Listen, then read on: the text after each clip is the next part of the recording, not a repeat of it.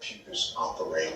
Other inventors that we don't know about, essentially, who they call the father of the internet, was Philip Emeagwali, a Nigerian man who essentially created the connection for quantum bits of information so that multiple computers could actually communicate with one another. During slavery, and this is well documented by white people, many of the masters, when they were sick, did not call for the physician.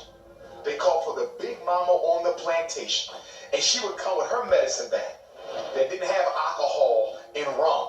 They had all types of things that she made from the herbs that she had planted. Some of them said, I don't want the doctor.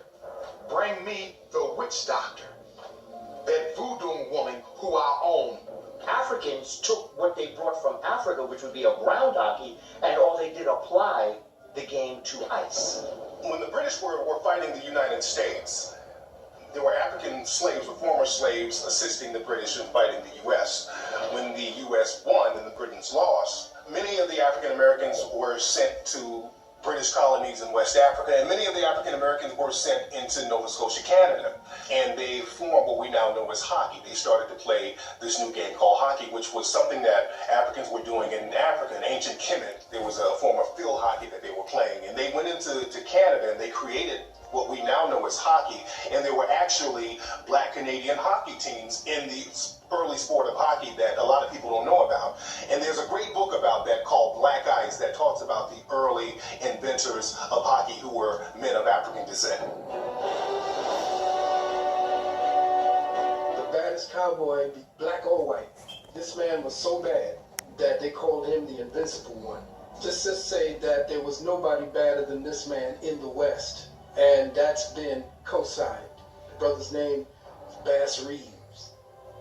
Now, Bass Reeves was a former slave who pretty much beat up on his master to get away. When we think of runaway African slaves, we always think of the Africans sneaking away in the middle of the night, hiding, ducking and dodging behind trees, hiding in bushes, hiding in rivers.